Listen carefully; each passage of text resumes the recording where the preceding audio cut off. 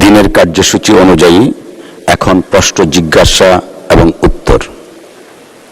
জাতীয় সংসদের আসন নম্বর 139 জামালপুর 2 আসন থেকে নির্বাচিত মাননীয় সদস্য জনাব এ.ই. সুলতান আহমদ বাবু, আপনি আপনার তারকা চিহ্নিত প্রশ্ন 58 মহান জাতীয় সংসদে উত্থাপন করুন। বিসমিল্লাহির রহমানির রহিম। মাননীয় স্পিকার, আপনাকে ধন্যবাদ। আমার নির্বাচনী এলাকা 139 জামালপুর 2 ইসলামপুরের জনগণের পক্ষে আমি তারকা চিহ্ন প্রশ্ন 58 উপস্থাপন করলাম। এই প্রধানমন্ত্রী মহোদয় অনুগ্রহ করে বলবেন কি বাংলাদেশের রপ্তানি বাজার সম্প্রসারণ ও বৈদেশিক বিনিয়োগ আকৃষ্টকরণ ও কূটনৈতিক সম্পর্ক স্থাপন উন্নয়নে কি কি উদ্যোগ গ্রহণ করা হয়েছে? মাননীয় স্পিকার, আমার ধন্যবাদ। ধন্যবাদ মাননীয় সদস্য। তারকা চিহ্নিত প্রশ্ন 58 মহান জাতীয় সংসদে উত্থাপিত হলো। মাননীয় পররাষ্ট্র প্রতিমন্ত্রী মিস শামা ওবায়েদ ইসলাম। ধন্যবাদ মাননীয় স্পিকার। বিসমিল্লাহির রহমানির রহিম। আমি প্রথমেই মাননীয় স্পিকার আপনাকে স্বাগত জানাই এবং শুভেচ্ছা জানাই যে আপনি ডেপুটি স্পিকার হিসেবে দায়িত্ব পেয়েছেন এবং স্পিকার হিসেবে দায়িত্ব পালন করছেন। বিগত 17 বছরে বহু সময় আমাদের বহু আন্দোলন সংগ্রামে আমি নিজেই সাক্ষী যে আপনি আমাদের বহু নেতাকর্মীর সহযোগিতা করেছেন। তো সেই জন্য এই পর্যায়ে দেখে আমি অত্যন্ত আনন্দিত আপনাকে। আমি আজকে প্রথমেই আমার প্রশ্নের মাননীয় সংসদ সদস্যের গুরুত্বপূর্ণ প্রশ্নের উত্তর দেওয়ার আগে দুটো কথা বলে নিতে চাই যে আজকে প্রথম আমার সংসদে কথা বলার সুযোগ হয়েছে। আমি মহান আল্লাহ তাআলার কাছে চিরকৃতজ্ঞ। আল্লাহ তাআলাকে আজকে স্মরণ করছি। শহীদ রাষ্ট্রপতি জিয়া রহমান বীর মুক্তিযোদ্ধা, বাংলাদেশের ভিশনারি, ওনাকে আমি স্মরণ করছি। গণতন্ত্রের মাতা দেশনেত্রী বেগম খালেদা জিয়াকে আমি স্মরণ করছি এবং আমার মরহুম পিতা মুক্তিযুদ্ধের অন্যতম সংগঠক, ওনাকেও আমি আজকে স্মরণ করছি। বাংলাদেশের সকল মুক্তিযোদ্ধা যারা শহীদ হয়েছেন এবং যারা আমাদের মাঝে এখনো বেঁচে আছেন তাদেরকে আমি আজকে স্মরণ করছি। আমি ধন্যবাদ জানাতে চাই মাননীয় প্রধানমন্ত্রী এবং সংসদ নেতাকে আমাকে একটি গুরুত্বপূর্ণ দায়িত্ব অর্পণ করার জন্যে, এবং আমি আরও ধন্যবাদ জানাতে চাই আমার নির্বাচনী এলাকা নগরকান্দা সালতার প্রত্যেকটি জনগণকে যারা 17 বছর ধরে আন্দোলন সংগ্রামে থেকেও কখনো বিচ্যুত হননি এবং বাংলাদেশ জাতীয়তাবাদী দলের এক নিবেদিত কর্মী হিসেবে তারা সংগ্রাম করে গেছে। এবং আমার এলাকায় 2014 সালে মারুফ নামে 19 বছরের একটি ছেলে পুলিশের গুলিতে গত ফ্যাসিবাদী সরকারের আমলে প্রাণ হারিয়েছে, জান হারিয়েছে, যার নাম আমি আজকে সংসদে না নিলে হয়তো কেউই নিবে না। আমি আজকে তাকে স্মরণ করছি এবং 17 বছরে বিএনপি যত নেতাকর্মীরা খুন হয়েছে, গুম হয়েছে, যাদের রক্তের বিনিময়ে আমরা আজকে এখানে আসতে পেরেছি, এবং জুলাই যোদ্ধারা যারা নিহত হয়েছে, আহত হয়েছে, পঙ্গু অবস্থায় আছে, তাদের সকলকে আমি আজকে সশ্রদ্ধ চিত্তে স্মরণ করছি এই মহান জাতীয় সংসদে। টু আনসার দ্য কোয়েশ্চেন, আমাদের যে মাননীয় সংসদ সদস্য যে গুরুত্বপূর্ণ কোয়েশ্চেনটি করেছেন সেই প্রশ্নের উত্তর দিতে গেলে আমার কিছু কথা অতীতের বলতে হবে। বাংলাদেশ জাতীয়তাবাদী দল ফরেন পলিসিতে এবং বাণিজ্য সম্প্রসারণে, ট্রেড অ্যান্ড ইনভেস্টমেন্টে শুধু এখন থেকে নয়, 1978 সালে যখন শহীদ রাষ্ট্রপতি জিয়া রহমান দেশের দায়িত্ব নিয়েছিলেন একজন স্টেটসম্যান হিসেবে, উনি তখনই যেই সম্ভাবনাগুলো তৈরি করেছিলেন বাংলাদেশের বাণিজ্য ক্ষেত্রে, 1979 এবং 80 সালে রপ্তানি খাতে উনি এক কালজয়ী ভূমিকা রেখেছিলেন। Back to back LC bonded warehouse establish করে আমাদের রপ্তানি বাজারে একটি কালজয়ী একটা সিদ্ধান্ত তিনি নিয়েছিলেন এবং রপ্তানি বাজার বহুমুখী করেছিলেন এবং উন্মোচন করেছিলেন। শ্রম বাজার উনি প্রথম সৌদি আরবে আমাদের শ্রম শক্তি পাঠিয়ে, আমাদের মানুষজনকে পাঠিয়ে উনি শ্রম বাজার উন্মুক্ত করেছিলেন বাংলাদেশের জন্য, যেটা আমরা এখনো যেই কাজগুলোর জন্য আমরা সুফল ভোগ করছি। আমাদের এখন মধ্যপ্রাচ্যে একটি যুদ্ধ চলছে, এই যুদ্ধে আমাদের অসংখ্য বাংলাদেশিরা ওখানে মধ্যপ্রাচ্যের দেশগুলোতে কর্মরত আছে এবং বিভিন্নভাবে তারা এই মুহূর্তে ঝুঁকিতে আছে। কিন্তু আমাদের যেই স্টেপগুলো শহীদ জিয়া নিয়েছিলেন তৎকালীন সময়, পরবর্তীকালে দেশনেত্রী বেগম খালেদা জিয়া নিয়েছেন, সেই কারণে আমাদের এই সকল দেশগুলোর সাথে আমাদের বন্ধুত্বপূর্ণ সম্পর্ক রয়েছে এবং ইরান এবং মধ্যপ্রাচ্যের জিসিসি কান্ট্রিগুলোও কিন্তু আমাদেরকে বাংলাদেশে একটি বন্ধু রাষ্ট্র হিসেবে গ্রহণ করেছে এবং আমাদের বাংলাদেশিরা যাতে ওখানে এই মুহূর্তে নিরাপত্তার সাথে থাকে সেটাও কিন্তু তারা নিশ্চিত করছে। দেশনেত্রী বেগম খালেদা জিয়ার সময় 2001 সালে যখন এলডিসি কান্ট্রিগুলোতে যখন আমাদের শুল্কমুক্ত ব্যবস্থা আমরা পাই, সেই সময় ওনার যে পলিসিগুলো উনি তখন নিয়েছিলেন বাংলাদেশের রপ্তানির। Honorable member, may I humbly request you to concentrate your official statement, please? Thank you. মাননীয় স্পিকার, আমি বলছি সেই কারণে কিন্তু আজকে আমাদের রপ্তানিতেও আমরা বিশাল ভূমিকা রাখতে পেরেছি। আমি কথাগুলো এই কারণে বলছি যে বর্তমানে আমাদের যে ফরেন পলিসি সেটাও আমাদের ডোমেস্টিক পলিসি এবং আমাদের যে ইশতেহার, সরকারের যে ইশতেহার, সেই ইশতেহারকে অ্যালাইন করে কিন্তু আমাদের ফরেন পলিসি নীতিগত পরিবর্তন হলো যে দেশের সার্বভৌমত্ব, ভৌগোলিক অখণ্ডতা, অন্য দেশের আভ্যন্তরীণ বিষয়ে হস্তক্ষেপ না করা এবং পারস্পরিক সম্মান ও স্বার্থের ভিত্তিতে আমরা আমাদের পররাষ্ট্রনীতি পরিচালনা করছি। সেটা মাথায় রেখে আমাদের যে কনভেনশনাল যে বাজারগুলো আছে, ইউরোপ, আমেরিকা ছাড়া আমাদের নতুন যে দেশগুলোতে আমরা বাজার সম্প্রসারণ করার ইতিমধ্যে কাজ শুরু করেছি মাননীয় প্রধানমন্ত্রীর নেতৃত্বে, সেগুলো হচ্ছে আপনার Thailand, Malaysia, Cambodia, Philippines, Vietnam, Singapore, Indonesia, Brazil, আমাদের আফ্রিকার দেশগুলো, বিভিন্ন দেশগুলোর সাথে আমাদের ইতিমধ্যে আমাদের দ্বিপাক্ষিক আলাপ আলোচনা হয়েছে এবং এই আলোচনার মধ্য দিয়ে তাদের সাথে আমাদের বিভিন্ন ফ্রেমওয়ার্ক এবং চুক্তি সম্প্রসারিত হচ্ছে, বাস্তবায়িত হচ্ছে এবং আমরা আশা করছি যে এই ফ্রেমওয়ার্কগুলোর মধ্য দিয়ে আমরা আরো নতুন নতুন বাজার আমরা খুলতে সক্ষম হব। আমাদের যে বাংলাদেশের যে পণ্যগুলো আছে, পাটজাত দ্রব্য, সিরামিক্স, ফার্মাসিউটিক্যালস এবং আরো Right, honorable member, Ms. Islam, may I humbly request you to concentrate your official statement, please? Thank you. আমি মাননীয় স্পিকার, আমি যেটা লেখা আছে আমি ওইটাই বলছি। Official statement একটা আছে which is in your hand. সেজন্য আমি একটু সংক্ষেপে বলছিলাম। Thank you. আচ্ছা, এটা পঠিত বলে আমি গণ্য করতে পারি মাননীয় স্পিকার, কিন্তু আমি শুধু অসংখ্য ধন্যবাদ বলতে চাচ্ছি কারণ অসংখ্য ধন্যবাদ। যেটা লেখা আছে সেটা মানুষ পড়ে নিতে পারবে মাননীয় স্পিকার, অসংখ্য ধন্যবাদ। মাননীয় সংসদ সদস্য সেটা পড়ে নিতে পারবে, কিন্তু আমি যেটা বলতে চাচ্ছি যে বর্তমানে আমাদের ফরেন পলিসি, আমাদের ইশতেহারকে যাতে বাস্তবায়ন আমরা করতে পারি এবং আমাদের শ্রম বাজার যেন আমরা সম্প্রসারিত করতে পারি, সেই লক্ষ্যে আমাদের সেই কাজগুলো আমাদের চলছে। আমাদের বিশেষ করে আমি যেটা বলতে চাই, আমাদের যে কাজগুলো আমরা গ্রহণ করেছি মাননীয় প্রধানমন্ত্রীর নেতৃত্বে, ফ্যামিলি কার্ড এবং আজকে যে ক্রীড়া কার্ড দেওয়া হয়েছে, সেগুলো কিন্তু আমাদের মাল্টিল্যাটারাল প্ল্যাটফর্মগুলোতে আরো বেশি বাংলাদেশকে তুলে ধরবে। ধন্যবাদ মাননীয় সদস্য, ধন্যবাদ।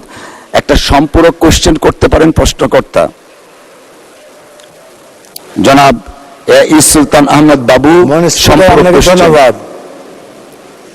দেশ এবং জাতির উদ্দেশ্যে মাননীয় প্রধানমন্ত্রী 31 দফা ঘোষণা করেছিলেন। ওই 31 দফা কার্যক্রম মাননীয় চিফ হুইপ, উনি আপনার কাছে পারমিশন চাইবেন এবং আপনি বলবেন পঠিত বলে গণ্য করা হোক, এটা মানে এইটা বলবেন আপনি, তাহলে এইটা পঠিত বলে গণ্য হলো। উনি বললে কিন্তু তা হলো না, আপনি এইটা বলবেন। Thank you.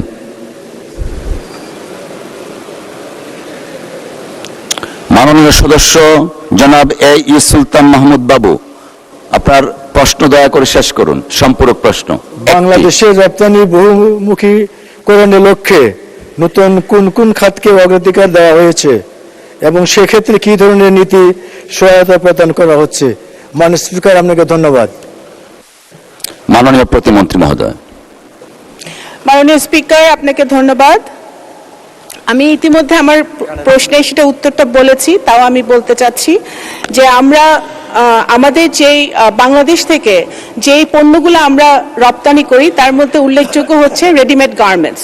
রেডিমেড গার্মেন্টস আমাদের বিভিন্ন দেশে যায়, কিন্তু আমাদের বাণিজ্য সম্প্রসারণের জন্য এবং ডাইভার্সিফিকেশনের জন্য আমরা ফার্মাসিউটিক্যালস, পাট এবং পাটজাত দ্রব্য এবং বিশেষ করে আইটি সেক্টরে আমরা কাজ শুরু করেছি, যে আমাদের বিভিন্ন টেকনোলজি যারা যে পণ্য এখানে বাংলাদেশে প্রোডাকশন করে আমরা যেন সেটা রপ্তানি করতে পারি। বিভিন্ন এই দ্রব্যগুলো কিন্তু আমাদের বিভিন্ন দেশের সাথে আমরা ইতিমধ্যে কথা হয়েছে, এবং সবচেয়ে বড় কথা হচ্ছে আমাদের স্কিলড এবং সেমি স্কিলড লেবার, আমাদের ভোকেশনাল ট্রেনিংয়ের মাধ্যমে আমাদের যে পপুলেশন আছে, আমাদের ইয়াং জেনারেশন আছে, তাদেরকে স্কিলড লেবারের মাধ্যমে যেসব দেশগুলোর স্কিলড লেবার চাচ্ছে তাদেরকে যেন আমরা পাঠাতে পারি এবং আমাদের সেই সাথে আমাদের কর্মসংস্থানের ব্যবস্থা করতে পারি, সেই লক্ষ্যে আমাদের কাজ হচ্ছে। এই দেশগুলো হচ্ছে জাপান, দক্ষিণ কোরিয়া, অস্ট্রেলিয়া, কানাডা, আমেরিকা এবং আমাদের আফ্রিকার বিভিন্ন দেশে কিন্তু আমরা ইতিমধ্যে কথা বলছি। যেমন ব্রাজিল ইতিমধ্যে আমাদেরকে আগ্রহ প্রকাশ করেছে, ফিলিপাইন্স, ভিয়েতনাম, সিঙ্গাপুর, ইন্দোনেশিয়া আমাদেরকে আগ্রহ প্রকাশ করেছে এই সকল পণ্য তারা নেবার জন্য। সেই কাজগুলো চলছে এবং তাদের সাথে আমাদের ফরেন অফিস কনসালটেশনের মাধ্যমে আমরা কিন্তু কাজগুলো চালিয়ে যাচ্ছি। আমাদের যে মিশনগুলো আছে মাননীয় স্পিকার বিভিন্ন দেশে, সেই মিশনগুলো সেই স্ব দেশে আমাদের পণ্য এক্সিবিশনের মাধ্যমে এবং রোড শোর মাধ্যমে তারা কিন্তু আমাদের পণ্যগুলো সেই সকল দেশে তারা তুলে ধরছে এবং আমরা যাতে বাজারজাত করতে পারি সেই কাজে তারা কাজ করছে। ধন্যবাদ মাননীয় স্পিকার। ধন্যবাদ মাননীয় প্রতিমন্ত্রী। রিলেভেন্ট সাবজেক্টের উপরে একটি সম্পূরক কোশ্চেন করতে পারেন। এখন সম্পূরক প্রশ্ন করবেন ঢাকা 14 আসন থেকে নির্বাচিত মাননীয় সংসদ সদস্য মীর আহমেদ বিন কাসেম। ধন্যবাদ। মাননীয় স্পিকার, আপনাকে ধন্যবাদ। মধ্যপ্রাচ্যের সাথে সম্পর্ক স্থপতি হচ্ছে শহীদ প্রেসিডেন্ট জিয়াউর রহমান। আজকে সেই মধ্যপ্রাচ্য আগুন জ্বলছে, যুদ্ধ বিগ্রহে আমাদের বাংলাদেশের নাগরিক সেখানে মৃত্যুবরণ করেছে। জ্বালানি সংকটে বাংলাদেশে ইতিমধ্যেই 3 জন লোকের মৃত্যু হয়েছে জ্বালানি বিক্রি বিষয়ক বিরোধ নিয়ে। আমার প্রথম প্রশ্ন, জিয়াউর রহমানের সন্তান মাননীয় প্রধানমন্ত্রী এই সংকট নিরসনে কি ভূমিকা পালন করছেন? পররাষ্ট্রমন্ত্রী সারা বিশ্বে ঘুরে বেড়াচ্ছেন জাতিসংঘের প্রেসিডেন্সি পদে, সেখানে আমাদের এই জ্বালানি সংকটের ব্যাপারে উনি কি ভূমিকা পালন করছেন আমরা সেটা জানি না। এই বিষয়ে মাননীয় সদস্য, মাননীয় প্রতিমন্ত্রী, আরেকটি প্রশ্ন করতে হবে। একটা question, you are allowed to ask one question only. Right honorable member, you are allowed to ask one question only. Thank you. মাননীয় প্রতিমন্ত্রী।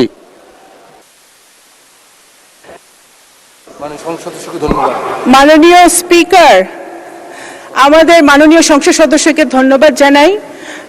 উনি বহু নির্যাতনের পরে উনি সংসদ সদস্য হয়েছেন, ওনাকে আমি সাধুবাদ জানাই এবং উনি যে এখানে বসেছেন সেজন্য আমি ওনাকে কংগ্রেচুলেট করি।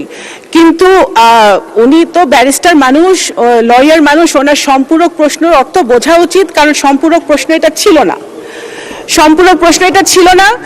আপনার একটা প্রশ্নের উত্তর আমি দিতে পারি যেটা আমার মন্ত্রণালয়কে রেলেভেন্ট, সেটা হচ্ছে যে জ্বালানির জন্য, প্রথম কথা, জ্বালানির কোনো সংকট বর্তমানে বাংলাদেশে নেই। আচ্ছা, দ্বিতীয় কথা হচ্ছে এই জ্বালানি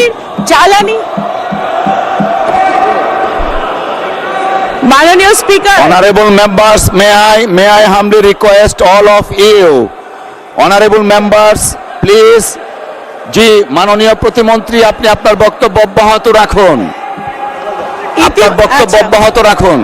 মাননীয় স্পিকার, জ্বালানির যাতে একাধিক জ্বালানির যাতে একাধিক সোর্স থেকে আমরা সরবরাহ করতে পারি, সেই জন্য ইতিমধ্যেই মাননীয় প্রধানমন্ত্রী একাধিকবার আমাদের সাথে বসেছেন। জ্বালানি মন্ত্রণালয়, পররাষ্ট্র মন্ত্রণালয়, বিভিন্ন সংশ্লিষ্ট মন্ত্রণালয়ের সাথে উনি বসেছেন। আমরা মধ্যপ্রাচ্য ছাড়াও যে সকল সোর্স থেকে আমরা জ্বালানি আনতে পারি সেই ব্যাপারে আমরা নিরলস কাজ করে যাচ্ছি এবং ইনশাল্লাহ আমরা সেটাতে সফল হব। দ্বিতীয়ত হচ্ছে আমরা প্রথম থেকে বলে আসছি, যখন এই যুদ্ধটা লেগেছে বাংলাদেশ সরকারের একমাত্র গুরুত্বপূর্ণ কাজ হচ্ছে, ফার্স্ট প্রায়োরিটি হচ্ছে বাংলাদেশিদের যে মধ্যপ্রাচ্যে বসবাস করছে তাদের নিরাপত্তা নিশ্চিত করা। সেটা আমাদের মিশনগুলা পুঙ্খানুপুঙ্খভাবে 24/7 কাজ করে তারা করে যাচ্ছে এবং আমাদের যারা 5 জন মৃত্যুবরণ করেছে মাননীয় স্পিকার, দুর্ভাগ্যবশত 5টি ভাইকে আমরা হারিয়েছি, তাদের 2 জনকে আমরা মৃতদেহকে আমরা সফলভাবে বাংলাদেশে আনতে আমরা পারতে পেরেছি। কারণ এই এখন সিচুয়েশনটা বুঝতে হবে, বাংলাদেশে অনেক ওই মধ্যপ্রাচ্যে অনেক কমপ্লিকেটেড সিচুয়েশন বিরাজ করছে, কখন কোথায় যুদ্ধ লাগে আমাদের বাংলাদেশিরা তখন নিজেরা বুঝতে পারে না। সুতরাং এর মধ্যে আমরা কিন্তু আনতে পেরেছি এবং 186 জন বাংলাদেশিকে নিরাপদে ইরান থেকে, তেহরান থেকে আইওএম এর সহযোগিতায় আমরা বাংলাদেশে ফেরত এনেছি একটি চার্টার্ড বিমান ফ্লাইটের মধ্য দিয়ে। সুতরাং বাংলাদেশ সরকার, বাংলাদেশিরা, নাগরিকরা পৃথিবীর যেখানে আছে নিরাপদে আছে কিনা সেটাই আমাদের একমাত্র প্রায়োরিটি এখন বর্তমানে। ধন্যবাদ মাননীয় স্পিকার। ধন্যবাদ মাননীয় প্রতিমন্ত্রী। জাতীয় সংসদের আসন সংখ্যা 136, টাঙ্গাইল 7 আসন থেকে নির্বাচিত মাননীয় সংসদ সদস্য জনাব আবুল কালাম আজাদ সিদ্দিকী, আপনি আপনার তারকা চিহ্নিত প্রশ্ন 59 মহান জাতীয় সংসদে উত্থাপন করুন। মাননীয় স্পিকার, আপনাকে ধন্যবাদ। আপনাকে বিশেষভাবে ধন্যবাদ জানাচ্ছি, আপনি মহান সংসদে সর্বসম্মতিক্রমে ডেপুটি স্পিকার নির্বাচিত হয়ে আজকে স্পিকারের দায়িত্ব পালন করছেন, সেই জন্য আমি ধন্যবাদ জানাচ্ছি আমাদের সংসদ নেতা মাননীয় প্রধানমন্ত্রী, বিএনপির চেয়ারম্যান জনাব তারেক রহমান সাহেবকে। তিনি আমাকে এবার মনোনয়ন দিয়ে তিনবারের মতো মহান সংসদে আসার সুযোগ করে দিয়েছে। এই জন্য আমার নির্বাচনী এলাকা 136 টাঙ্গাইল 7 মির্জাপুরের জনগণকে, আমার ভালোবাসার মির্জাপুরকে, ভালোবাসার মানুষগুলোকে আমি আন্তরিকভাবে ধন্যবাদ জানাচ্ছি এবং অভিনন্দন জানাচ্ছি। সেই সঙ্গে আমি মাননীয় স্পিকার আপনার মাধ্যমে তারকা চিহ্নিত প্রশ্ন 59 এই মহান সংসদে উত্থাপন করছি। আপনাকে ধন্যবাদ। ধন্যবাদ মাননীয় সদস্য। মাননীয় স্বরাষ্ট্রমন্ত্রী জনাব সালাউদ্দিন আহমেদ। ধন্যবাদ মাননীয় স্পিকার। মাননীয় সদস্যের প্রশ্নের উত্তরে, বর্তমান গণতান্ত্রিক সরকার দেশের পুলিশ বাহিনীকে সুশৃঙ্খল বাহিনীতে রূপান্তরের মাধ্যমে সক্ষমতা বৃদ্ধির লক্ষ্যে নানাবিধ পদক্ষেপ গ্রহণ করেছে। বর্তমান সরকারের দিক নির্দেশনায় পুলিশ বাহিনীকে সুশৃঙ্খল বাহিনীতে রূপান্তরের মাধ্যমে জননিরাপত্তা নিশ্চিতকল্পে সারা দেশে পুলিশের সক্ষমতা বৃদ্ধির লক্ষ্যে প্রযুক্তি নির্ভর বিভিন্ন পরিকল্পনা গ্রহণ করেছে এবং নানাবিধ কার্যক্রমের মাধ্যমে তা নিম্নোক্তভাবে বাস্তবায়ন করছে। 1. জনগণের নিরাপত্তা নিশ্চিতকল্পে বাংলাদেশ পুলিশের দীর্ঘমেয়াদী প্রেক্ষিত পরিকল্পনা, মধ্যমেয়াদী কৌশলগত পরিকল্পনা এবং স্বল্পমেয়াদী বার্ষিক পরিকল্পনা প্রণয়ন করা হচ্ছে। আধুনিক যুগ উপযোগী ও প্রযুক্তিতে দক্ষতা বৃদ্ধির লক্ষ্যে পুলিশ সদস্যদের দেশ ও বিদেশে যুগোপযোগী প্রশিক্ষণ প্রদানের প্রক্রিয়া অব্যাহত রয়েছে। এছাড়া আধুনিক প্রশিক্ষণ কেন্দ্র, যানবাহন, যন্ত্রপাতি ও অন্যান্য সরঞ্জাম আদি সংযোজন অব্যাহত আছে। 3. বৈজ্ঞানিক পদ্ধতিতে তদন্ত প্রক্রিয়া এবং প্রযুক্তির সুবিধা ব্যবহার করে জনগণের নিরাপত্তা নিশ্চিত করার জন্য বিভিন্ন কার্যক্রম অব্যাহত রয়েছে। 4. গুরুত্বপূর্ণ স্থানে সিসি ক্যামেরা স্থাপন এবং তথ্য প্রযুক্তির সহায়তা নিয়ে অপরাধী শনাক্তকরণ ও তাদের আইনের আওতায় নিয়ে আসার কার্যক্রম অব্যাহত রয়েছে। সিডিএমএস এর মাধ্যমে রেকর্ডকৃত মামলা, অপরাধীদের তথ্য সংরক্ষণ করা হচ্ছে, যা মামলা তদন্ত কার্যক্রম ও তদন্ত মনিটরিংয়ে সহায়তা করছে। থানায় অনলাইন জিডি ও অনলাইন পুলিশ ক্লিয়ারেন্স চালু করা হয়েছে। ধন্যবাদ মাননীয় স্পিকার।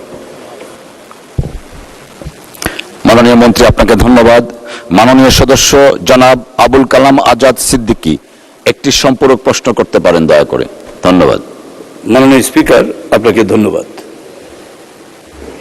বিগত ফ্যাসিস্ট এবং মাফিয়া সরকারের অধীনে পুলিশ বাদী হয়ে আমাদের নামে যে মামলাগুলি করেছে, আমাদের নেতাকর্মীদের নামে যে মামলাগুলো করেছে, অনেক মামলায় এখন পর্যন্ত নিষ্পত্তি হয়নি। পুলিশ বাদী হয়ে মামলা করার ফলে তারা এখনো কোর্টের বারান্দা দিয়ে ঘুরছে। পুলিশ সেই মামলাগুলো প্রত্যাহার বা আইনগতভাবে সিদ্ধান্ত নিয়ে নেতাকর্মীদের হয়রানির হাত থেকে রক্ষা করা উচিত বলে আমি মনে করি। দ্রুত সময়ের মধ্যে এই মামলা থেকে তাদের রক্ষা দেওয়া উচিত। সেই সঙ্গে আমার নির্বাচনী এলাকা টাঙ্গাইল 4 আগস্ট 2024 পুলিশের সঙ্গে যখন বিরোধ চলছিল, পুলিশ মিছিল করতে দিবে না, সরকারের বিরুদ্ধে পুলিশ যখন মিছিল করতে দিবে না, মাননীয় সদস্য দয়া করে আপনি সম্পূরক কোশ্চেন করেন, স্টেটমেন্ট না প্লিজ। রাজপথে মিছিল করছিল, এমন সময় পুলিশ গুলি করে আমাদের হিমেল নামে যুবদলের এক কর্মীকে 2টি চোখ অন্ধ করে দেয় এবং একজন রাস্তায় মৃত্যুবরণ করে। সেই পুলিশের নামে আমরা মামলা করেছি। আমার জানা মতে এখনো তাদের সেই ওসির বিরুদ্ধে কোনো ব্যবস্থা হয়নি। আমার জানা মতে সেই পুলিশের বিরুদ্ধে কোনো ব্যবস্থা গ্রহণ করা হয়নি এবং তাদের বিরুদ্ধে অনতিবিলম্বে ব্যবস্থা গ্রহণ করা প্রয়োজন বলে আমি মনে করি। মাননীয় স্বরাষ্ট্রমন্ত্রী, আপনি দয়া করে এই বিষয়টি আমাদেরকে নিশ্চিত করবেন। আমরা আর এগুলো দেখতে চাই না। ধন্যবাদ আপনাকে। মাননীয় মন্ত্রী। মাননীয় স্পিকার, মাননীয় সদস্যের প্রশ্ন ছিল পুলিশ বাহিনীকে কিভাবে সুশৃঙ্খল বাহিনীতে রূপান্তর করা যায় জনগণের নিরাপত্তা এবং কল্যাণ করার জন্য। যে প্রশ্ন উত্থাপিত হয়েছে এটা একটা বিশাল রাজনৈতিক প্রশ্ন। তা আমি আশা করি মাননীয় সদস্য আর কোনোদিন এটা হয়তো একটা নোটিশ আকারে যদি আনেন অথবা প্রশ্নোত্তর পর্বে যদি আপনি প্রশ্ন নিয়ে আসেন, আমি বিস্তারিত লিখিত এবং এখানে বক্তব্য দিতে পারবো। তবে যেহেতু এটা রেকর্ডে থাকবে সেজন্য বলি, বিগত আওয়ামী ফ্যাসিস্ট সরকারের আমলে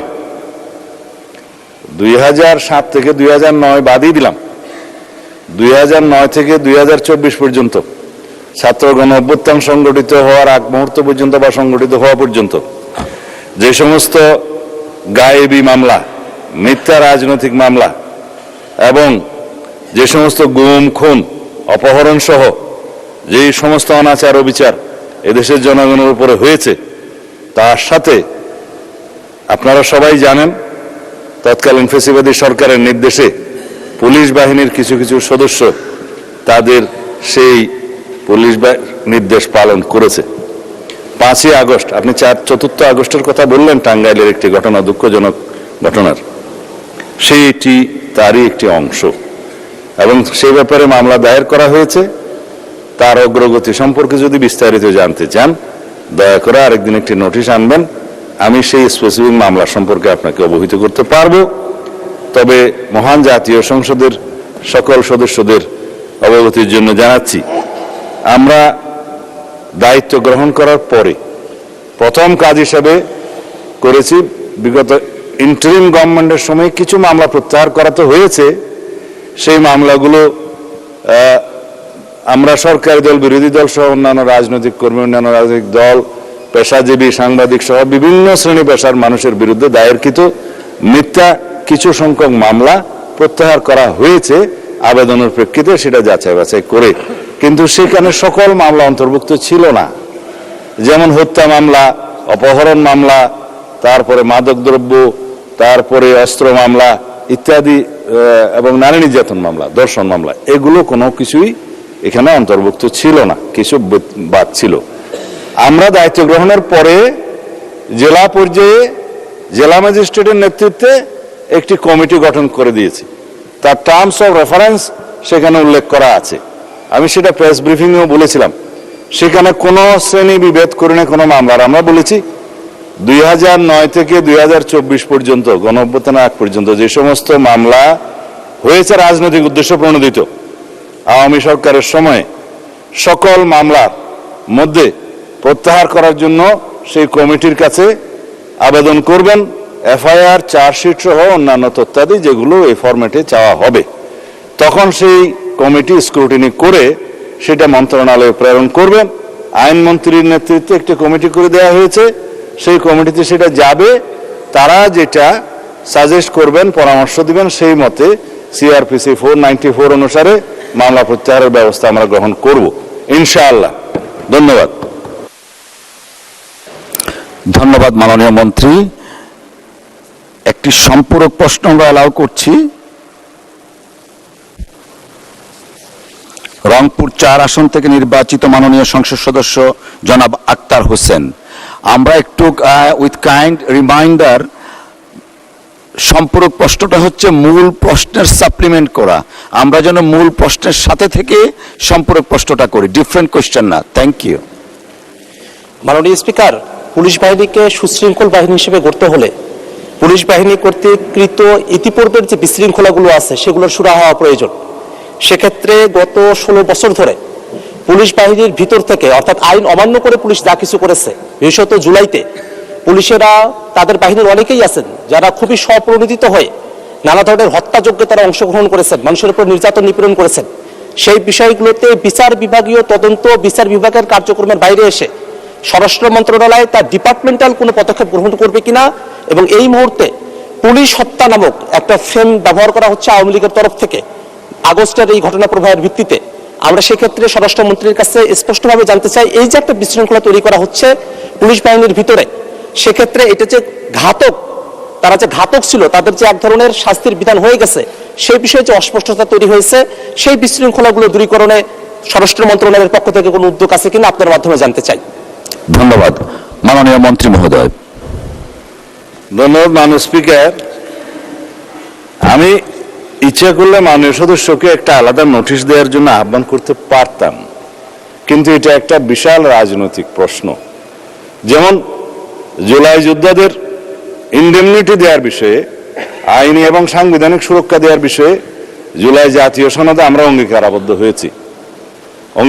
অঙ্গীকার নামার এটা 5 কি 6 নম্বর দফা 6। সেখানে এই ইনডেমনিটি প্রদানের এই অঙ্গীকারের প্রেক্ষিতে বিগত ইন্টারিম গভর্নমেন্টের সময় একটা জুলাই যোদ্ধা সুরক্ষা অধ্যাদেশ নামে একটা অধ্যাদেশ জারি করা হয়েছে। সেটা 133টি অধ্যাদেশের মধ্যে এখানে মহান জাতীয় সংসদে উপস্থাপন করা হয়েছে। আমাদের যে বিশেষ কমিটি গঠন করা হয়েছে সংসদীয়, এই অধ্যাদেশগুলো পরীক্ষা নিরীক্ষা করে রিপোর্ট প্রদানের জন্য আগামী 2 তারিখে সেখানে আমরা আলোচনা করেছি, এবং সুখের বিষয় সর্বসম্মতিক্রমে আমরা এই জুলাই যোদ্ধা সুরক্ষা অধ্যাদেশটা পার্লামেন্টে বিল আকারে উপস্থাপন করে পাশ করার বিষয়ে একমত হয়েছে। নাম্বার 2, যে সমস্ত বিষয়ে আওয়ামী ফ্যাসিবাদী গোষ্ঠী বিভিন্ন ফেসবুক সহ সোশ্যাল মিডিয়াতে দাবি করছে যে এই সমস্ত হত্যাকাণ্ডের বিচার করা হবে কিনা, এবং তারা বিভিন্ন দাবি করছে, আমি সেই বিষয়েও আরেকটি অনুষ্ঠানে বলেছিলাম, তাহলে মুক্তিযোদ্ধাদেরও বিচার করা হবে রাজাকার হত্যার বিরুদ্ধে 1971 সনে।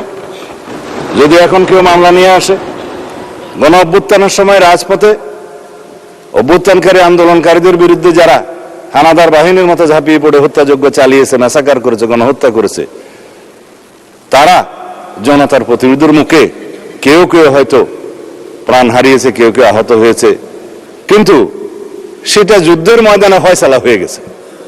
এবং সেখানে জুলাই যোদ্ধাদেরকে সুরক্ষা দেওয়ার জন্য যে অধ্যাদেশ জারি করা হয়েছে সেই বিষয়ে আমরা এই অধ্যাদেশটি এখানে গ্রহণ করার জন্য সবাই সর্বসম্মত হয়েছি। সুতরাং আমার মনে হয় মাননীয় সদস্য আশ্বস্ত হতে পারেন এই বিষয়ে সারা জাতি ঐক্যবদ্ধ একমত। আর অন্যান্য বিষয়গুলো আপনারা যে স্পেসিফিক উল্লেখ করেছেন পুলিশের বিভিন্ন হত্যাকাণ্ড সম্পর্কে স্পেসিফিক মামলা দায়ের করা হয়েছে, কিছু মামলা আইসিটি কোর্টে হয়েছে, কিছু মামলা সাধারণ আইনে প্যানাল কোডের আন্ডারে বিভিন্ন মামলা আদালতে আছে, সেগুলো ইনভেস্টিগেশন হচ্ছে। কিছু কিছু বিষয়ে চার্জশিট হয়েছে এবং ফেসিস শেখ হাসিনার বিরুদ্ধে 2-1টা মামলা এবং তার সহযোগী স্বরাষ্ট্রমন্ত্রী সহ কয়েকজনের বিরুদ্ধে 2-1টা মামলা রায়ও ঘোষিত হয়েছে এবং সেই রায়গুলো সারা জাতি টেলিভিশনের মাধ্যমে একদম লাইভ টেলিকাস্ট করা হয়েছে, আপনারা দেখেছেন। তা আশা করি অন্যান্য মামলাতেও ইনশাআল্লাহ আইসিটি কোর্ট হোক বা অন্যান্য আদালত হোক, আদালত স্বাধীনভাবে তার বিচার কার্য পরিচালনা করবে, সেখানে আমরা কোনো ইন্টারফিয়ার করব না, করতে চাই না। এটাই বর্তমান সুশাসনের আইনের শাসনের ব্যবস্থা আমরা কায়েম করতে চাই। সুতরাং আমরা অপেক্ষা করি, আইনি প্রক্রিয়া বিচারিক প্রক্রিয়া কিছু সময় লাগবে, সেটা পর্যন্ত আমরা অপেক্ষা করি। ইনশাআল্লাহ এদেশে সকল গুম খুন হত্যাকাণ্ড এবং গণহত্যার বিচার হবেই। ধন্যবাদ। ধন্যবাদ মাননীয় মন্ত্রী। আরেকটি সম্পূরক প্রশ্ন, নোয়াখালী 2 আসন থেকে নির্বাচিত মাননীয় সংসদ সদস্য জনাব জয়নাল আবেদিন ফারুক। মাননীয় স্পিকার, মাননীয় মন্ত্রী 4 গুরুত্বপূর্ণ স্থানে সিসি ক্যামেরা স্থাপন, তথ্য প্রযুক্তির সহায়তা নিয়ে অপরাধী শনাক্তকরণ। আমি বিনয়ের সহিত আপনার মাধ্যমে এই সংসদের সকল মাননীয় সদস্যদের পক্ষ থেকে আপনাকে অনুরোধ করব একটা বিষয়ে। 17 বছর এবং জুলাই আগস্ট বিপ্লবে আওয়ামী লীগের কিছু সংখ্যক লোক দ্বারা, যেমন যুবলীগ ছাত্রলীগ দ্বারা পুলিশের ড্রেস পরিয়ে যেভাবে অকথ্য অত্যাচার খুন খারাপি করেছে, তাদেরকে আইনের আওতায় আনে বিচারের ব্যবস্থা করবেন কিনা আপনার মাধ্যমে মাননীয় মন্ত্রীকে এই প্রশ্নটা রাখতে চাই। মাননীয় মন্ত্রী মহোদয়। মাননীয় স্পিকার, আপনাকে ধন্যবাদ। এই প্রশ্নের কিছু উত্তর মনে হয় আমি বিগত উত্তরের মধ্যে দিয়ে দিয়েছি। তারপরে শুধু সময় নষ্ট না করে পার্লামেন্টের সংক্ষিপ্তভাবে বলি, জুলাই অভ্যুত্থানকারীদের, জুলাই যোদ্ধাদের বিরুদ্ধে, সাধারণ জনগণের বিরুদ্ধে যারা সশস্ত্র হামলা চালিয়েছে, সে যে ড্রেস যেটাই হোক, সেটা যেই বাহিনীর ড্রেসই হোক, এবং আওয়ামী সন্ত্রাসী গোষ্ঠী যুবলীগ ছাত্রলীগ যারা যেই বাহিনীর ড্রেসই পড়ুক, তারা সবাই অপরাধী এবং তাদের বিরুদ্ধে মামলা দায়ের হয়েছে, না হলে আপনারা দায়ের করবেন এবং সকল মামলার সুষ্ঠু তদন্ত হবে। বিচার করার দায়িত্ব বিচার বিভাগে, জুডিশিয়ারির বিচার হবে ইনশাআল্লাহ। ধন্যবাদ। ধন্যবাদ মাননীয় মন্ত্রী। আমরা পরবর্তী কোশ্চেনে যাচ্ছি। জাতীয় সংসদের আসন সংখ্যা 9, দিনাজপুর 4 আসন থেকে নির্বাচিত মাননীয় সংসদ সদস্য জনাব মোহাম্মদ আখতারুজ্জামান মিয়া, আপনি আপনার প্রশ্ন 60 মহান সংসদে উত্থাপন করুন। মাননীয় স্পিকার, আপনাকে ধন্যবাদ। ধন্যবাদ আমার প্রিয় নেতা, প্রিয় প্রধানমন্ত্রী জনাব তারেক রহমানকে। ধন্যবাদ এই জাতীয় সংসদের সকল সদস্যবৃন্দকে। আমি মোহাম্মদ আখতারুজ্জামান মিয়া, 9 দিনাজপুর 4। আমার তারকা চিহ্নিত প্রশ্ন 60 মাননীয় অর্থ ও পরিকল্পনা মন্ত্রী বরাবরে। মাননীয় মন্ত্রী মহোদয়, অনুগ্রহ করিয়া বলিবেন কি বর্তমানে দিনাজপুর জেলার উন্নয়ন প্রকল্পের আওতায় এখানে কর্তৃক কোনো প্রকল্প চালু আছে কিনা, থাকিলে তাহা কি? মাননীয় স্যার, আপনার ধন্যবাদ। মাননীয় সদস্য, আপনাকে ধন্যবাদ। তারকা চিহ্নিত প্রশ্ন 60 মহান সংসদে উত্থাপিত হলো মাননীয় অর্থ ও পরিকল্পনা মন্ত্রী জনাব আমির খসরু মাহমুদ চৌধুরী।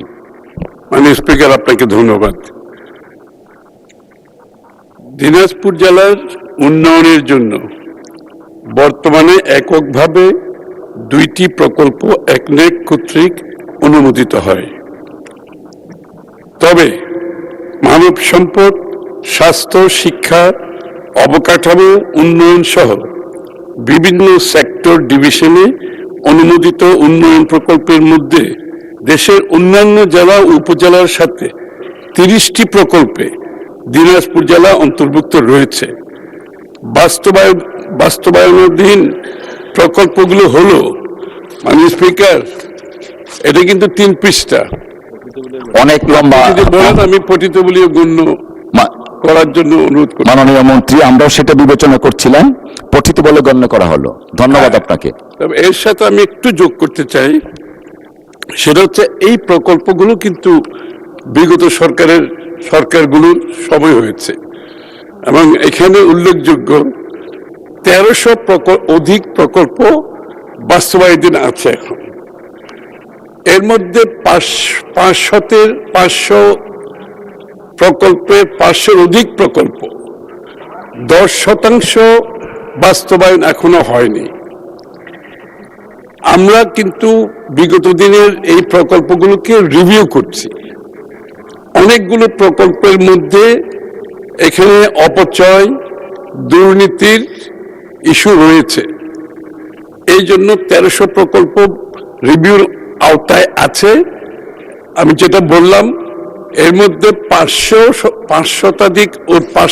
অধিক প্রকল্প 10% বাস্তবায়ন এখনো হয়নি। তো সুতরাং এটা আমরা যেটা রেকর্ড হবে সেখান থেকে বললাম। আর যেহেতু এটা বিগত দিনের সরকারগুলোর প্রকল্প, এগুলো নিয়ে আমার এর চেয়ে বেশি বলার কোনো সুযোগ নাই। তবে আশা করি আমরা যে প্রকল্পগুলো এখন গ্রহণ করছি, মাননীয় প্রধানমন্ত্রী এবং বিএনপির যে আগামী বাংলাদেশে দেশ গঠনের প্রকল্প যেগুলো গ্রহণ করছি, সেগুলোর মূল উদ্দেশ্য হচ্ছে গ্রামীণ অর্থনীতিকে চাঙ্গা করা, গ্রামীণ মানুষের জীবনযাত্রার মান উন্নয়ন করা। যদি গ্রামীণ অর্থনীতিকে চাঙ্গা করতে হয়, গ্রামীণ মানুষের জীবনযাত্রাকে মান যদি উন্নয়ন করতে হয়, তাহলে আমাদের প্রথম প্রায়োরিটি হবে গ্রামীণ অবকাঠামোগুলো উন্নয়ন করা। এই জন্য আমি আশা করি আগামী দিনে আপনাদেরকে আরো বেশি ভালো খবর, সুখবর এই সরকারের পক্ষ থেকে দিতে পারবো। মাননীয় স্পিকার, আপনাকে ধন্যবাদ। মাননীয় মন্ত্রী, আপনাকেও ধন্যবাদ। জাতীয় আসন সংখ্যা 192, ঢাকা 19 আসন হতে নির্বাচিত মাননীয় সদস্য দেওয়ান মোহাম্মদ সালাউদ্দিন, আপনি আপনার তারকা চিহ্নিত প্রশ্ন 61 মহান সংসদে উত্থাপন করুন।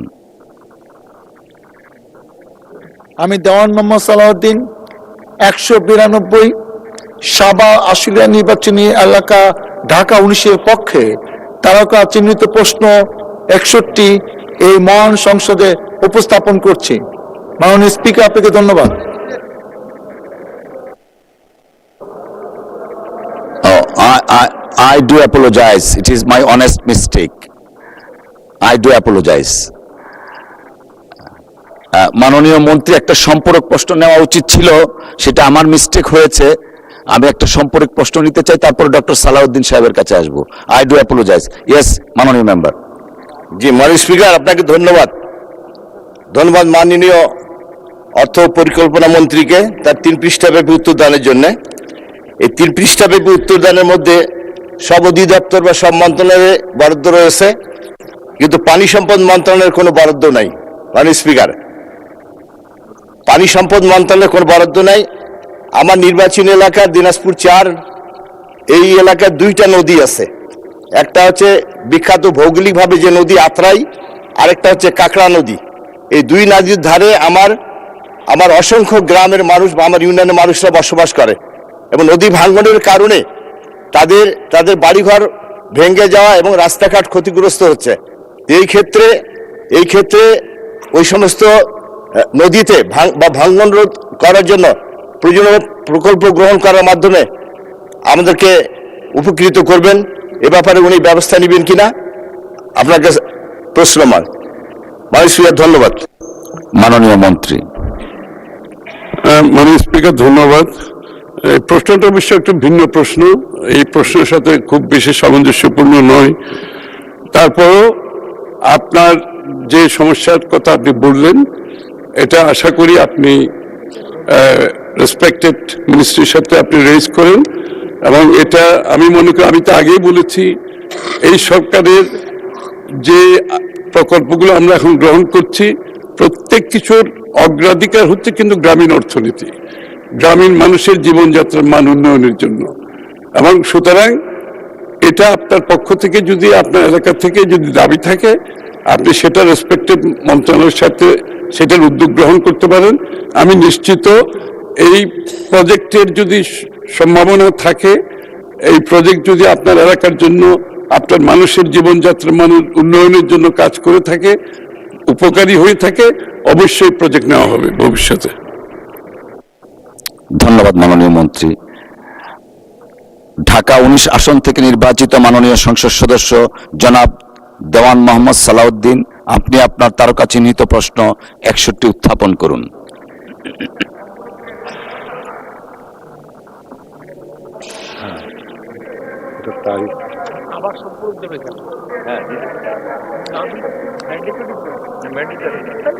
না, ঠিক আছে, আমরা দিব, ধারাবাহিকভাবে দিব, আমাদের সময় তো দেখতে হবে। অসংখ্য ধন্যবাদ, আপনারা বসুন মাননীয় সদস্য। ধন্যবাদ মাননীয় সদস্য দেওয়ান মোহাম্মদ সালাউদ্দিন, আপনি আপনার প্রশ্ন উত্থাপন করুন দয়া করে। তারকা চিহ্নিত প্রশ্ন 61 এই মহান সংসদে উপস্থাপন করছি। মাননীয় সদস্য, আপনাকে ধন্যবাদ। তারকা চিহ্নিত প্রশ্ন 61 মহান সংসদে উত্থাপিত হলো।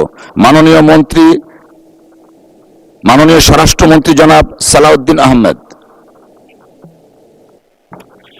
মাননীয় স্পিকার, আপনাকে ধন্যবাদ। মাননীয় সদস্য জনাব দেওয়ান মোহাম্মদ সালাউদ্দিন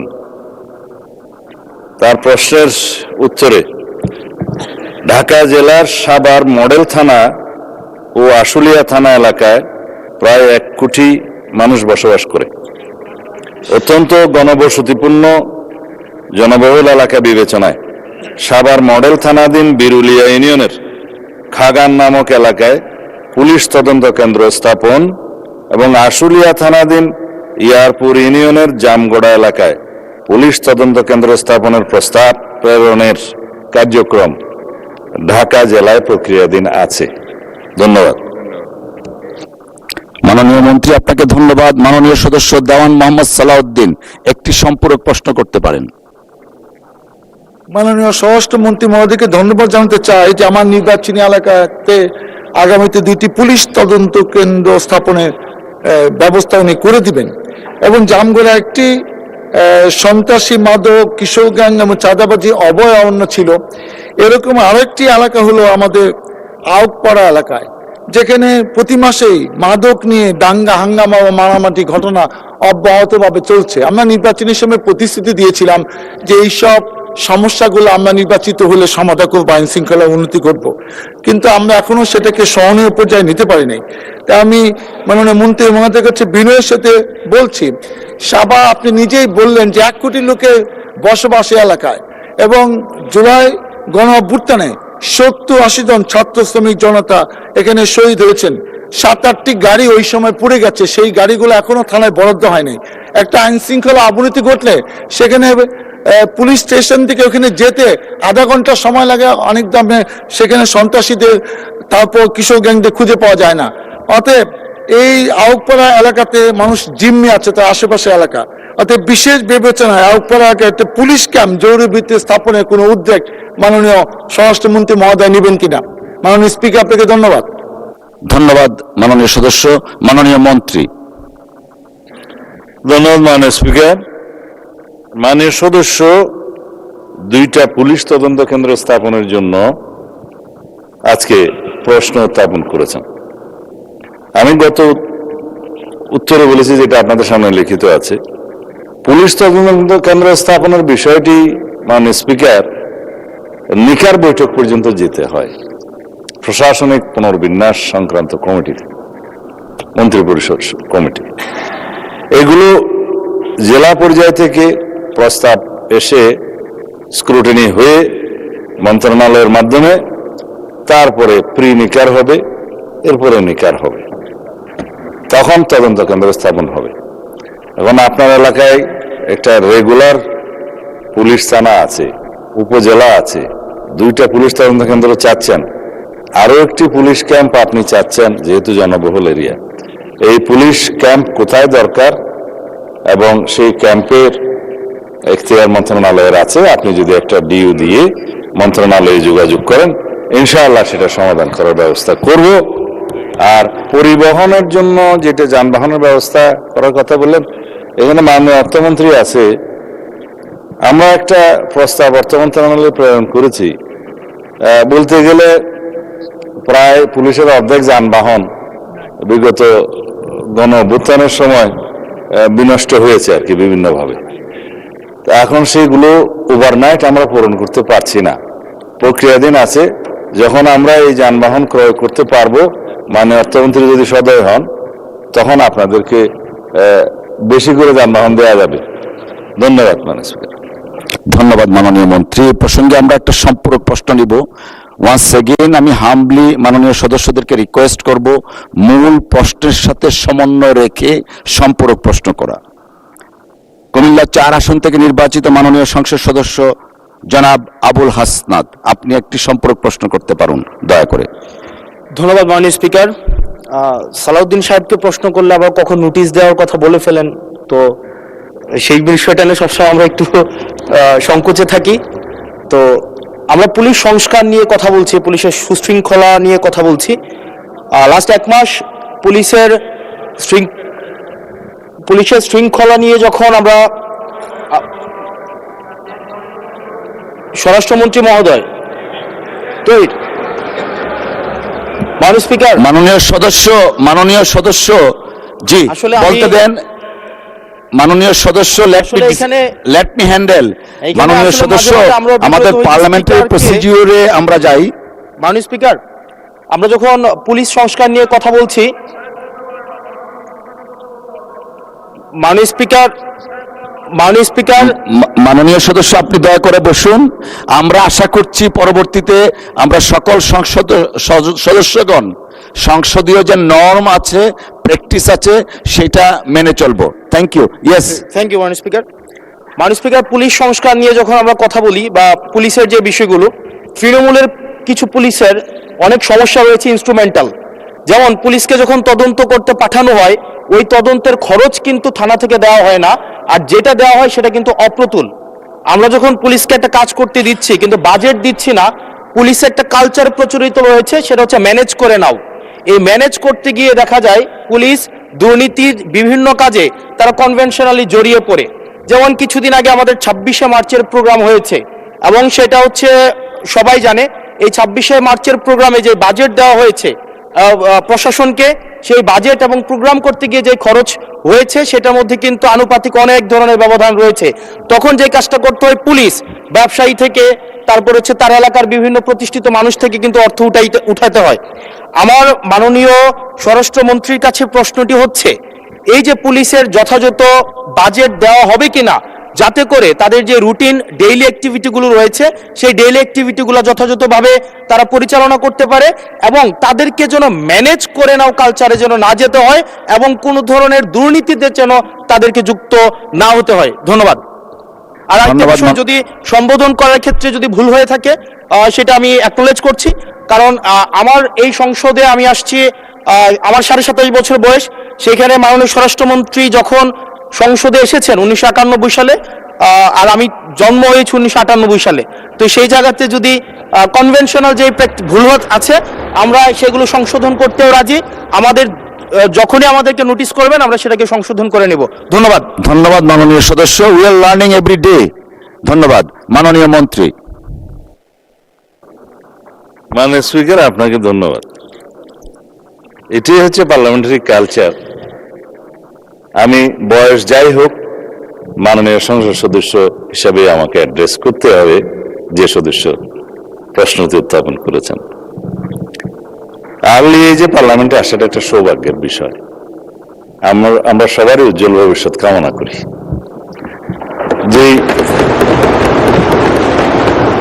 মানে আমরা যে সময় এমপি হয়েছি তার চাইতেও আরো 8-10 বছর পরে জন্ম নেওয়াটা সৌভাগ্যের বিষয়, কারণ তার আগে সামরিক শাসনের সময় ছিল।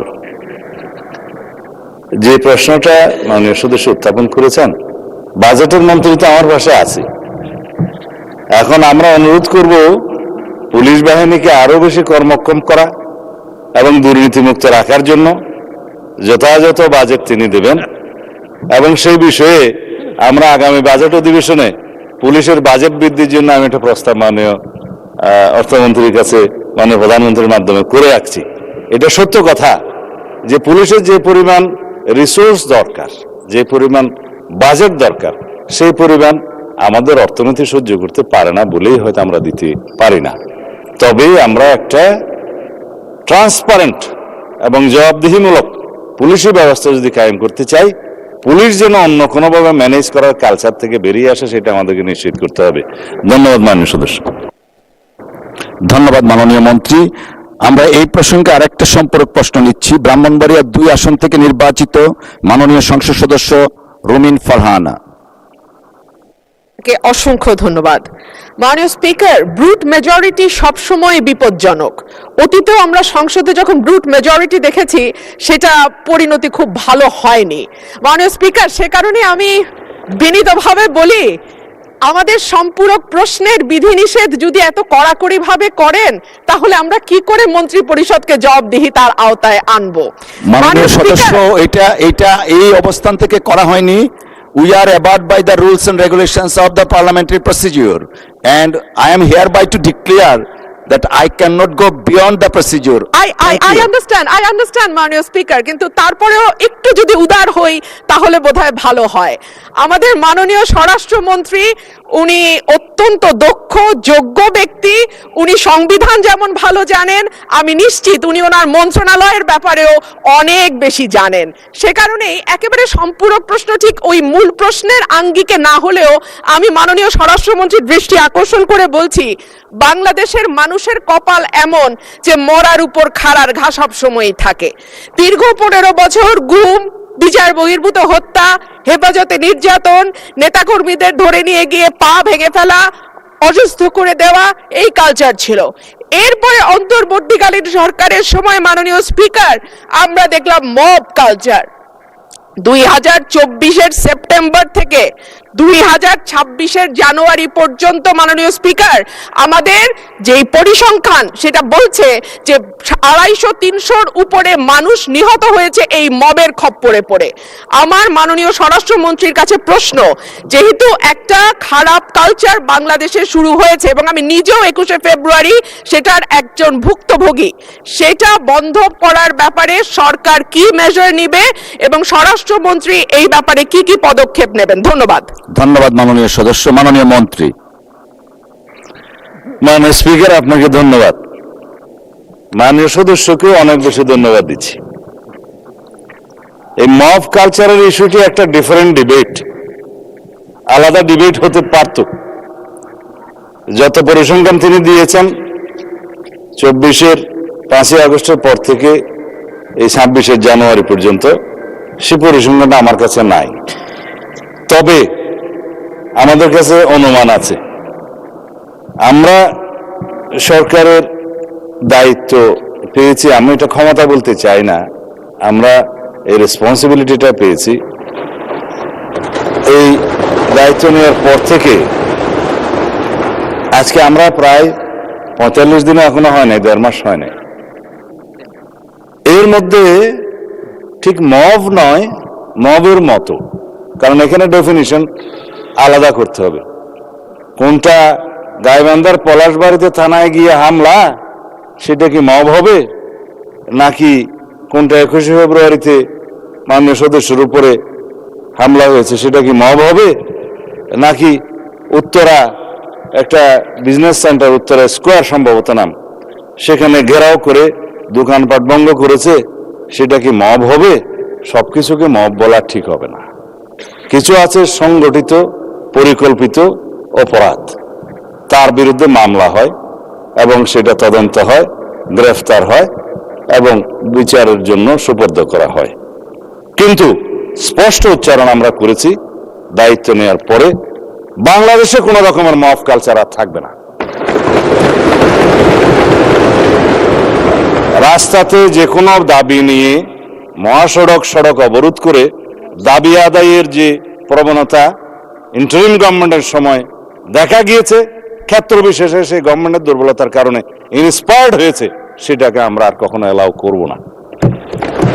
গণতান্ত্রিক প্রক্রিয়া হিসেবে দাবি থাকবে, সেই দাবির জন্য সংশ্লিষ্ট কর্তৃপক্ষের কাছে, মন্ত্রণালয়ের কাছে, ডিপার্টমেন্টের কাছে অবশ্যই দাবিনামা স্মারকলিপি দেওয়া যাবে।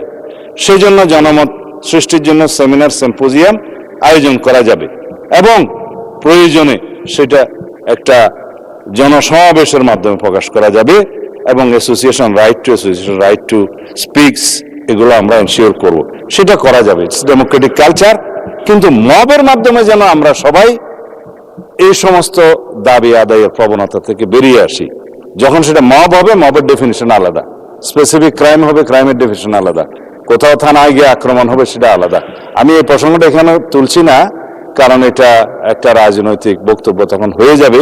কোনোদিন যদি সেই বিষয়ে কেউ নোটিশ দেয় সেটা করব, অথবা আমারও ইচ্ছা আছে 2-1 দিন পরে 300 বিধিতে আমি একটা বিবৃতি দেব। ধন্যবাদ মাননীয় স্পিকার। ধন্যবাদ মাননীয় মন্ত্রী। জাতীয় সংসদ আসন সংখ্যা 75, কুষ্টিয়া 1 আসন হতে নির্বাচিত মাননীয় সদস্য জনাব রেজা আহমেদ, আপনি আপনার তারকা চিহ্নিত প্রশ্ন 62 মহান সংসদে উত্থাপন করুন। মাননীয় স্পিকার, আপনাকে ধন্যবাদ। আমি মাননীয় মন্ত্রী মহোদয়ের কাছে তারকা চিহ্ন 62 নাম্বার প্রশ্ন উত্থাপন করলাম। মাননীয় সদস্য, আপনাকে ধন্যবাদ। তারকা চিহ্নিত প্রশ্ন 62 মহান জাতীয় সংসদে উত্থাপিত হলো। মাননীয় অর্থ ও পরিকল্পনা মন্ত্রী জনাব আমির খসরু মাহমুদ চৌধুরী। মাননীয় স্পিকার, আপনাকে ধন্যবাদ। কুষ্টিয়া জেলার উন্নয়নের জন্য এককভাবে একনেক কর্তৃক কোনো প্রকল্প গ্রহণ করা হয় নাই, এখন পর্যন্ত হয় নাই। তবে একনেক কর্তৃক অনুমোদিত অন্যান্য 33টি প্রকল্পের আওতায় কুষ্টিয়া জেলা অন্তর্ভুক্ত রয়েছে। বাস্তবায়নাধীন প্রকল্পগুলো হলো, মাননীয় স্পিকার, 3 পৃষ্ঠার অধিক। এটা কি পঠিত বলে গণ্য করা যেতে পারে? মাননীয় মন্ত্রী, পঠিত বলে গণ্য করা হলো। ধন্যবাদ। ধন্যবাদ আপনাকে। মাননীয় সদস্য, আপনি একটি সম্পূরক প্রশ্ন করতে পারেন। ধন্যবাদ। ধন্যবাদ মাননীয় স্পিকার। আমার মাননীয় মন্ত্রীর কাছে প্রশ্ন, বৃহত্তর কুষ্টিয়া, মেহেরপুর, চুয়াডাঙ্গা এবং ঝিনাইদহ এটা কৃষি নির্ভর জেলা, পার্শ্ববর্তী রাজবাড়ী সহ এখানে কুষ্টিয়া একটি কৃষি বিশ্ববিদ্যালয় একনেকে পাশ করা হবে কিনা?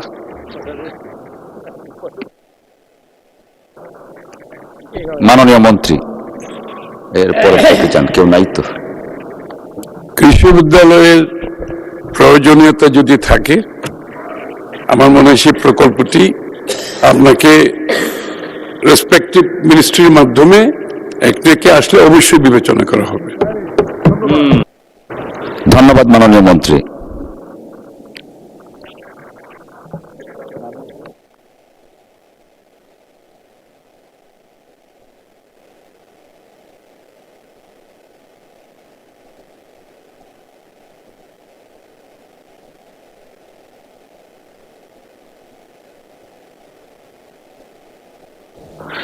একটি সম্পূরক প্রশ্ন আমরা নিতে পারি।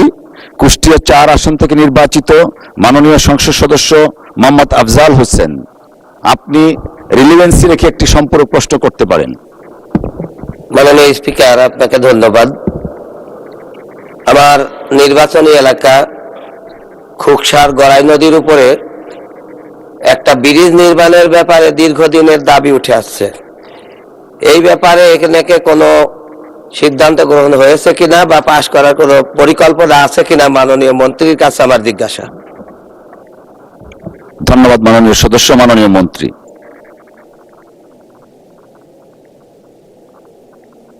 একটু রিপিট করা যাবে প্রশ্নটা? সরি, আমি মাননীয় সদস্য, আপনার প্রশ্ন দয়া করে একটু রিপিট করেন। আমার নির্বাচনী এলাকা খুকসার গড়াই নদীতে একটা ব্রিজ নির্মাণের ব্যাপারে দীর্ঘদিন পরিকল্পনা হয়ে আসছে। এটা এখানে পাশ করা কোনো পরিকল্পনা আছে কিনা বা কত দূর, এটা জানতে চাই আর কি।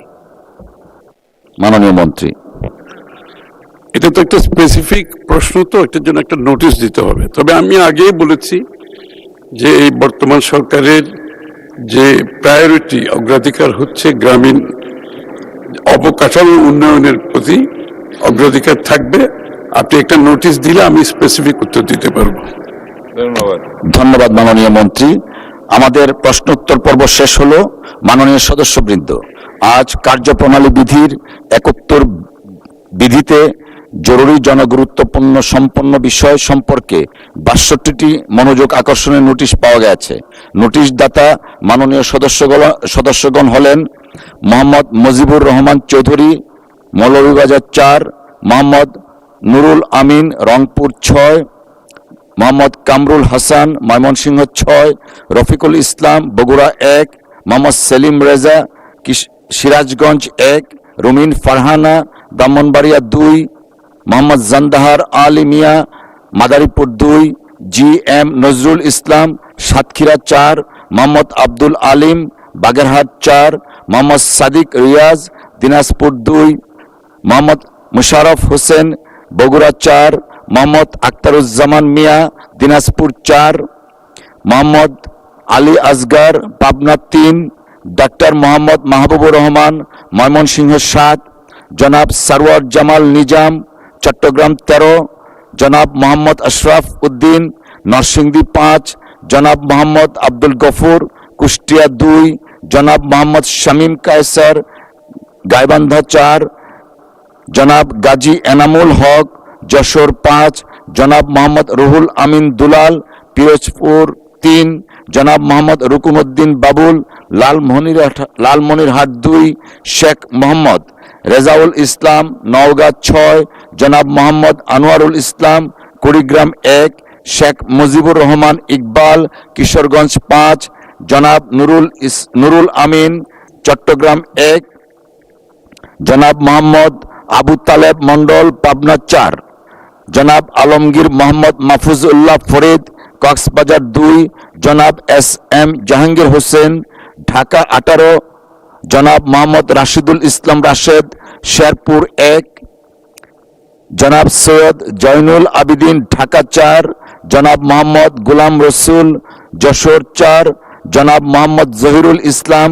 চট্টগ্রাম 16, জনাব মোহাম্মদ ফখরুল ইসলাম, নোয়াখালী 5, জনাব মুশফিকুর রহমান, ব্রাহ্মণবাড়িয়া 4, জনাব মোহাম্মদ আবুল খায়ের ভুইয়া, লক্ষ্মীপুর 2, মোহাম্মদ নুরুল ইসলাম, চাঁপাইনবাবগঞ্জ 3, জনাব মোহাম্মদ সেলিম ভুইয়া, কুমিল্লা 2, জনাব AM মাহবুব উদ্দিন, নোয়াখালী 1, জনাব মাসুদ সাইদি, পিরোজপুর 1, জনাব আব্দুল হান্নান মাসউদ, নোয়াখালী 6, মোহাম্মদ আজিজুর রহমান, যশোর 1, MA হান্নান, ব্রাহ্মণবাড়িয়া 1, মাহমুদুল্লাহ, ময়মনসিংহ 2, ফকর উদ্দিন আহমেদ, ময়মনসিংহ 11, মোহাম্মদ শহীদুল ইসলাম, ফরিদপুর 4, আল ফারুক আব্দুল লতিফ, নীলফামারী 2, জনাব SA জিন্না কবির, মানিকগঞ্জ 1, জনাব মোহাম্মদ মাজিদুর রহমান, গাইবান্ধা 1, শাহ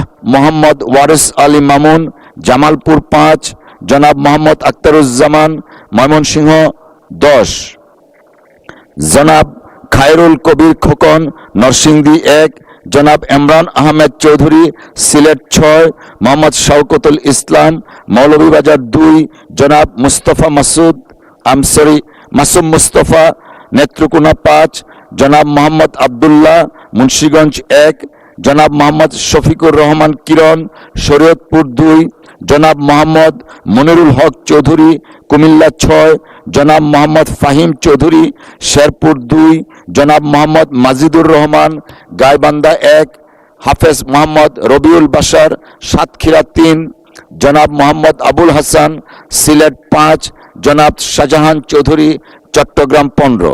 নোটিশগুলির মধ্য থেকে আমি সাতক্ষীরা 4 আসন হতে নির্বাচিত মাননীয় সংসদ সদস্য জনাব GM নজরুল ইসলাম, মানিকগঞ্জ 1 আসন থেকে নির্বাচিত মাননীয় সংসদ সদস্য জনাব SA জিন্না কবির এবং নেত্রকোনা 5 আসন থেকে নির্বাচিত মাননীয় সংসদ সদস্য জনাব মাসুম মুস্তফা এর নোটিশগুলো গ্রহণ করলাম।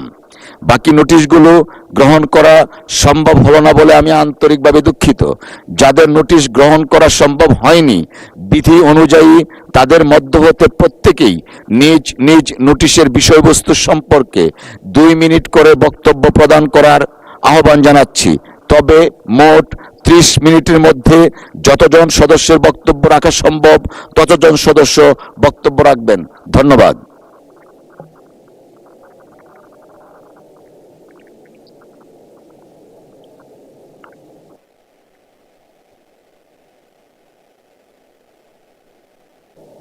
মাননীয় সদস্য বসুন, আমরা কার্যসূচিতে আছি। Let it be finished first please. Thank you. Mohammad Mujibur Rahman Chowdhury, Moulvibazar 4।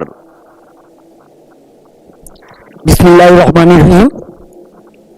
এই মহান সংসদে কথা বলার সুযোগ পেয়ে আমি আল্লাহর কাছে লাখ লাখ শুকরিয়া জানাই এবং আমি কৃতজ্ঞতা প্রকাশ করি আমাদের সংসদ দলের নেতা জনাব তারেক রহমান এবং শ্রীমঙ্গল ও কমলগঞ্জের জনগণ, যারা আমাকে বিপুল ভোটের মাধ্যমে পাশ করিয়ে দিয়েছে আজকে সংসদে কথা বলার জন্য।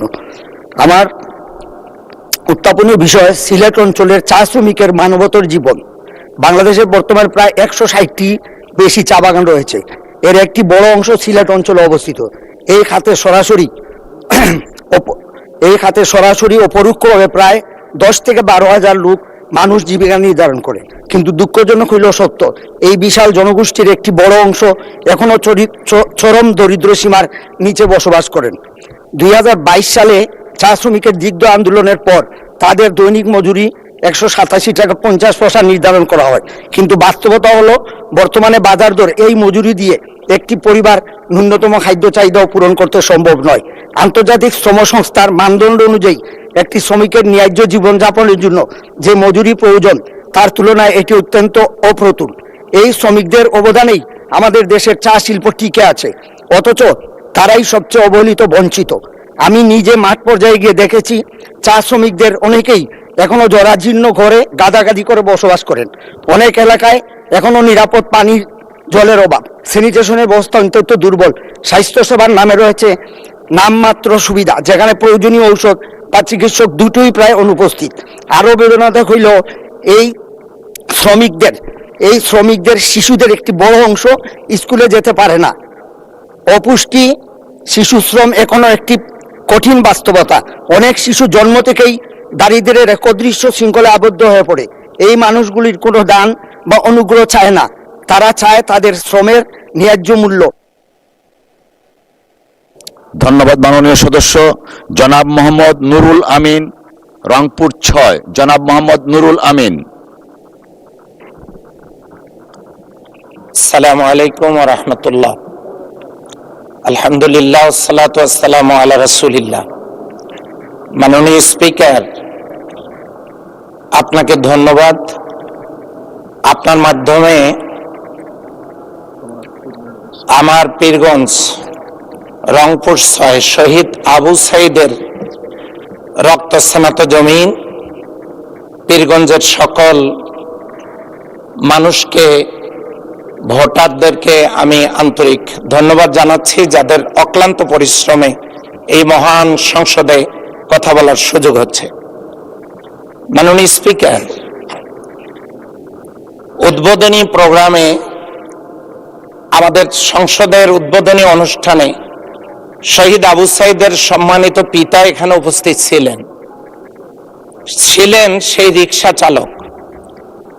দুঃখজনক হলেও সত্য, মাননীয় প্রধানমন্ত্রী সহ, স্পিকার সহ যারা এখানে বক্তব্য দিয়েছেন, তাদের নামটা তারা উচ্চারণ করলে তারা সম্মানিত হতেন, কিন্তু আমরা কেউই তাদেরকে সেই সম্মানটুকু দিতে পারিনি।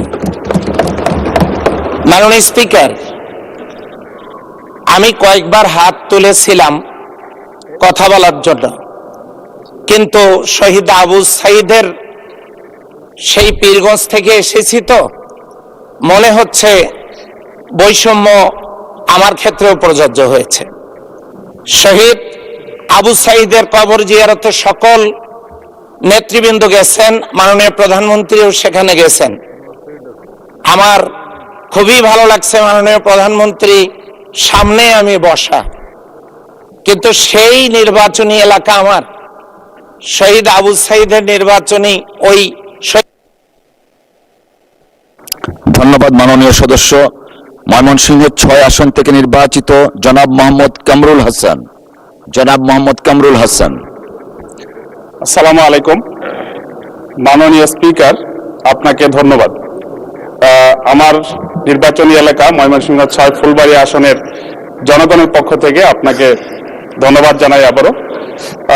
মাননীয় স্পিকার, আমাদের ফুলবাড়িয়া থেকে ময়মনসিংহ সদরের যে রাস্তাটি, এটি হচ্ছে 18 ফিট প্রশস্ত এবং এখানে প্রায় 1.5 শতাধিক বাস প্রতিদিন ঢাকায় যাতায়াত করে।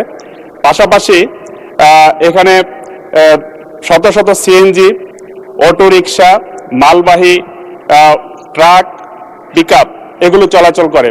আমরা দেখেছি যে 10 মাইল এবং লক্ষ্মীপুর এলাকায় প্রতি মাসে 2-1টি দুর্ঘটনায় মৃত্যু এবং পঙ্গুত্ব বরণ করছে অসংখ্য মানুষ। আমি সড়ক এবং জনপথ বিভাগের অধীনে এই রাস্তাটি আমি 4 লেন করার জন্য মাননীয় মন্ত্রী মহোদয়ের দৃষ্টি আকর্ষণ করছি।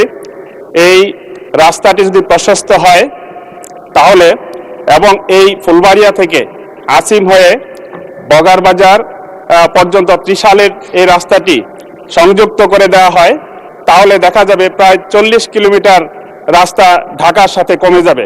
আমি মাননীয় সড়ক পরিবহন মন্ত্রী মহোদয়ের দৃষ্টি আকর্ষণ করছি যাতে এটা সম্প্রসারণ করা হয় এবং 4 লেনে উন্নীত করা হয়। যদি এটা হয় তাহলে জামালপুর সহ ওই অঞ্চলের এই মুক্তাগাছা থেকে যে রুটটা আসছে ওই অঞ্চলের মানুষগুলো এই দিকে যাতায়াত করবে, ময়মনসিংহ শহরের যানজট নিরসন হবে। ধন্যবাদ মাননীয় স্পিকার। ধন্যবাদ মাননীয় সদস্য। বগুড়া 1 আসন থেকে নির্বাচিত জনাব কাজী রফিকুল ইসলাম। জনাব কাজী রফিকুল ইসলাম। মাননীয় স্পিকার, আপনাকে অসংখ্য ধন্যবাদ। আমি 71বিতে মাননীয় স্বাস্থ্য পরিবার পরিকল্পনা মন্ত্রীর দৃষ্টি আকর্ষণ করেছি। মাননীয় স্পিকার, আজকের এই মহান সংসদে দ্বিতীয়বারের মতো আমাকে জনগণ অনেক ভোটের ব্যবধানে পাঠিয়েছে। আমি প্রথমেই মহান আল্লাহ তাআলার শুকরিয়া জ্ঞাপন করছি এবং আজকের এই সংসদ নেতা এবং মাননীয় প্রধানমন্ত্রীর প্রতি কৃতজ্ঞতা জ্ঞাপন করছি এবং আমার এলাকার মানুষের পক্ষ থেকে ধন্যবাদ জানাচ্ছি। আমি আমার সারিকান্দি সোনাতলার সকল মানুষকে আমার ধন্যবাদ এবং কৃতজ্ঞতা জানাচ্ছি। মাননীয় স্পিকার, আমার উত্থাপনী বিষয় হল সোনাতলা উপজেলায় অবস্থিত 5 শয্যা বিশিষ্ট হাসপাতালটির 100 শয্যায় উন্নীতকরণ প্রসঙ্গে। মাননীয় স্পিকার, আমাদের এই সোনাতলা উপজেলার এই হাসপাতালটির ভিত্তিপ্রস্তর এবং উদ্বোধন দুইটাই আজকের সংসদীয় মাননীয় সংসদ নেতা এবং মাননীয় প্রধানমন্ত্রীর হাতে এই হাসপাতালটির উদ্বোধন এবং ভিত্তিপ্রস্তর স্থাপন হয়েছিল। কাজেই এই হাসপাতালটি বর্তমানে গত 20 বছরে এই হাসপাতালে কোনো সংস্কার হয় নাই।